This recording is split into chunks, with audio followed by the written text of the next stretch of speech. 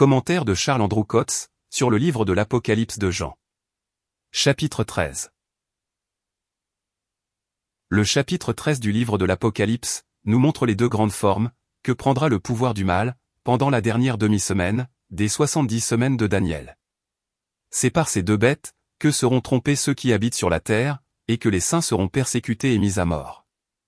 Il y aura un grand pouvoir politique, secondé et soutenu par un pouvoir religieux. La bête du premier verset du chapitre 13 est l'Empire romain rétabli ou sa tête, et la bête du verset 11 est l'Antichrist. C'est de la mer, qui représente un état de choses mouvant et désordonné, que monte la première bête.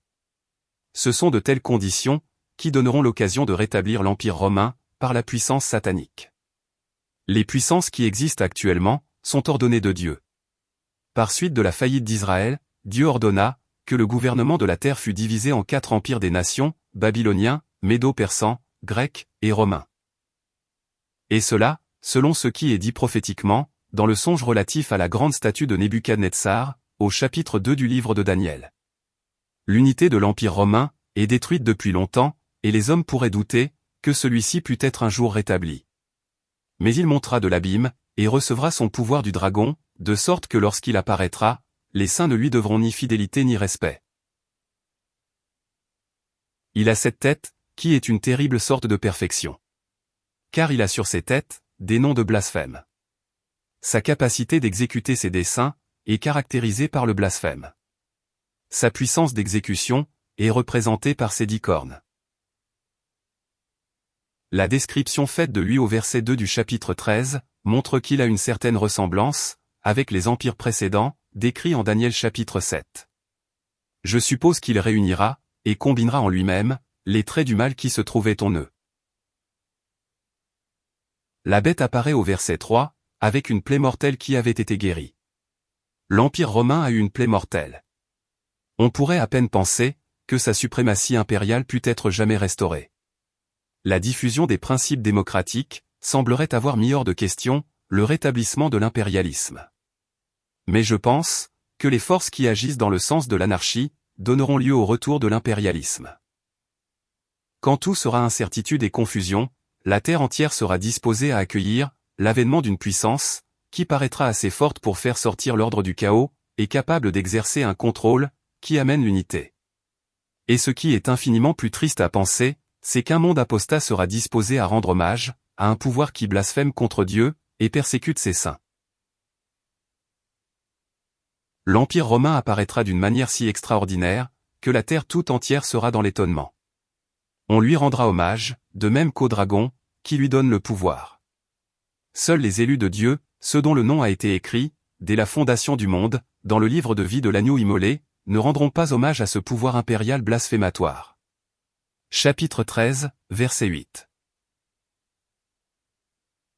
La première bête du premier verset du chapitre 13 est la petite corne, de Daniel chapitre 7, verset 8. Dans le livre de Daniel, nous lisons qu'elle monte, et qu'elle abattra 3 rois. Mais dans le premier verset du chapitre 13 d'Apocalypse, on la voit munie du pouvoir des 10 cornes, dans le développement complet du pouvoir et de la grande puissance, dont le dragon l'investira. Au verset 6 du chapitre 13, la bête ouvrira sa bouche en blasphème contre Dieu, pour blasphémer son nom, et son habitation. Même en ceci, quelque chose de béni est présenté. Car on a la preuve que le nom de Dieu sera toujours ici en témoignage, et son habitation continuera à abriter ses saints de sa perfection. Si son nom et son habitation avaient disparu de la terre, le blasphème contre eux serait sans objet. Ensuite, la bête blasphème ceux qui habitent dans le ciel. Chapitre 13, verset 6. Je crois que c'est l'indication qu'en ce jour-là, il y aura ceux qui maintiendront l'ancienne confession de la foi, c'est-à-dire qu'ils sont étrangers et forains sur la terre, et qui seront prêts à laisser leur vie, afin d'obtenir une demeure dans le ciel. Une place dans le royaume sur la terre sera la part de ceux qui auront traversé toute la tribulation, sous la protection de l'habitation de Dieu. Mais les saints contre qui la bête fait la guerre, et à laquelle il est donné de les vaincre, auront une part meilleure, c'est-à-dire une céleste. Hébreux chapitre 11, verset 16. Il peut être donné à la bête de les vaincre, en ce qu'elle pourra les mettre à mort. Mais moralement, il remporte la victoire sur elle. Apocalypse chapitre 15, verset 2, et chapitre 20, verset 4.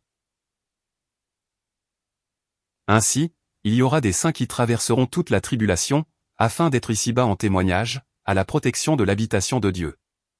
Et d'autres n'obtiendront pas la délivrance ici, mais ils auront conscience que leur habitation est dans le ciel. La pensée qui rencontre toujours une intense hostilité de la part de Satan, est celle que l'homme possède actuellement une demeure dans le ciel. Satan s'oppose moins à la pensée, que les hommes vont au ciel lorsqu'ils meurent. Mais Satan blasphème non seulement ceux qui habitent dans le ciel maintenant, parce que Christ y est, et également ceux qui sont conscients du fait que le ciel est le lieu de leur habitation actuelle, selon le propos et l'appel divin. Les versets 9 et 10 du chapitre 13 sont un avertissement au sein de ce jour-là, pour qu'ils ne fassent usage pour leur défense, d'aucun pouvoir humain ou charnel. Ils sont appelés à souffrir patiemment, comme a souffert l'agneau immolé. C'est ici la patience et la foi des saints. Cet avertissement nous est également applicable. Au verset 11 du chapitre 13, une autre bête monte de la terre. Elle fait son apparition dans des conditions ordonnées et réglées. Elle a une ressemblance avec Christ. Elle avait 2 cornes semblables à un agneau.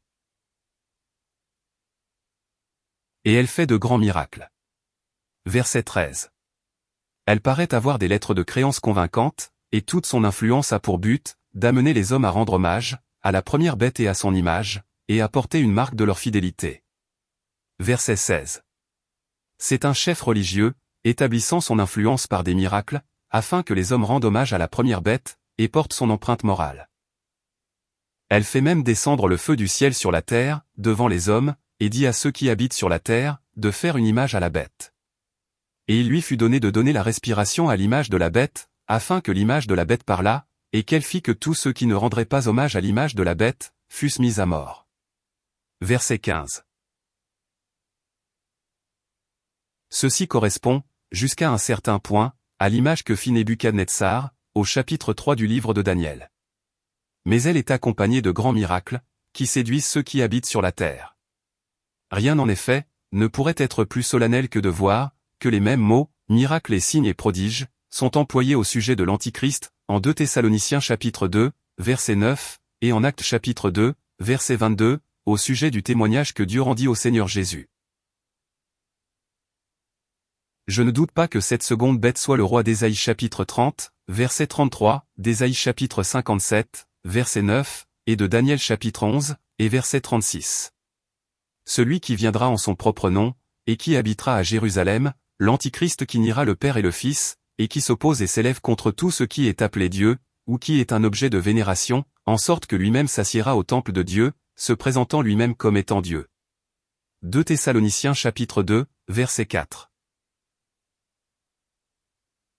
Ainsi, nous voyons dans Apocalypse chapitre 13, un grand pouvoir politique, d'origine et de caractère satanique, et ensuite, un grand pouvoir religieux, qui agit comme soutien du pouvoir politique, et qui parle comme un dragon. Verset 11. Bien que la bête puisse prétendre être comme Christ, ses paroles sont diaboliques. Ce sont des puissances, qui doivent bientôt paraître sur la scène de l'histoire du monde. Il n'est pas impossible, que la bête et l'Antichrist soient actuellement vivants sur la terre, quoique ne devant être manifestés, qu'après le départ de l'Église. Il y a dans ces choses, comme une voix qui s'adresse à nous. Car les principes qui auront leur plein développement dans ces 2 bêtes, sont à l'œuvre aujourd'hui dans le monde. Paul nous dit en 2 Thessaloniciens chapitre 2, verset 7, que le mystère d'iniquité opère déjà. Et l'apôtre Jean dit, comme vous avez entendu que l'Antichrist vient, maintenant aussi il y a plusieurs Antichrists, par quoi nous savons que c'est la dernière heure. 1 Jean chapitre 2, verset 18. Les principes qui seront rassemblés dans la première bête, se trouvent répandus dans le monde politique. Et l'esprit de l'Antichrist, l'est dans le monde religieux. Nous avons à faire attention, de ne pas tomber sous ces influences subtiles du mal, afin de n'être pas contaminés par elles. On est obligé de remarquer, que l'état de choses dans le monde industriel, tant du côté des employeurs que du côté des employés, tend à former et à reconnaître des combinaisons, qui rendent les difficultés de plus en plus grandes, pour ceux qui y restent étrangers. Dieu merci, il ne s'agit pas encore de la marque de la bête. Mais les hommes se familiarisent avec le principe, d'après lequel son royaume sera établi. Lorsque ces principes seront dans leur plein développement, personne ne pourra acheter ou vendre, sinon celui qui a la marque, le nom de la bête, ou le nombre de son nom. Chapitre 13, verset 17. Il n'y aura pas de liberté civile ou religieuse, aucune liberté de conscience. Chacun devra porter sur sa main droite et sur son front, la marque de la bête. Chacun devra être ouvertement identifié, dans ses activités de travail, ou dans son caractère personnel, avec la bête. Le but du dragon, dans cette politique qui sera poursuivie par ses deux représentants sur la terre, autant qu'elle pourra l'être, sera d'effacer de la face de la terre, toute trace d'un témoignage à Dieu, ou à son Christ. Il n'y parviendra pas, et il n'aura que peu de temps. Chapitre 12, verset 12. Ceux qui habitent sur la terre, sont une classe morale. Paul parle en Philippiens chapitre 3, versets 18 et 19, de ceux qui ont leur pensée aux choses de la terre, comme étant ennemis de la croix du Christ. Et Paul les met en contraste au verset 20, avec ceux dont la bourgeoisie est dans les cieux. Ceux qui habitent sur la terre, sont satisfaits d'y avoir leur portion, sans Dieu et sans Christ, et ceux qui ont de telles pensées, sont prêts à rendre hommage à la première bête, et à être trompés par la deuxième, et même à rendre hommage au dragon. Si nous sommes laissés ici, nous verrons les difficultés augmenter, mais nous connaîtrons mieux les ressources et les compensations divines. Ceux qui marcheront avec Dieu, feront l'expérience de ce que Dieu peut être pour les siens, dans la souffrance et dans l'épreuve. Nos esprits seront gardés en séparation des principes de mal, qui sont ici en activité, par la conscience que nous aurons du lien, qui nous unit à Christ dans le ciel.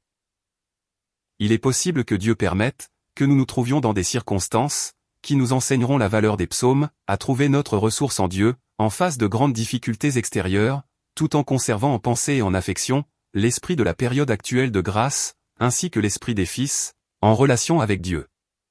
Les psaumes réconforteront et soutiendront la foi, au jour où une pression extrême se fera sentir, sur le peuple de Dieu. C'est dans la mesure où les saints de l'Assemblée éprouveront la pression des choses, qu'ils seront qualifiés pour sympathiser avec le résidu dans la souffrance. Les anciens prendront un intérêt sacerdotal, dans les saints opprimés sur la terre, et sympathiseront avec eux, comme ayant souffert eux-mêmes. On peut penser aussi, que la pression extérieure augmentant, les saints seront plus unis, dans une affection et un soin mutuel, de sorte que si parmi eux, il s'en trouve qui n'aient pas les moyens de gagner leur vie, il y aura un réel empressement à prendre soin d'eux. La marque de Dieu parmi ses enfants, c'est l'amour.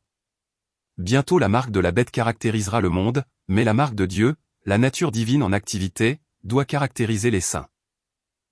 Puissions-nous être exercés de façon croissante, afin de porter cette marque.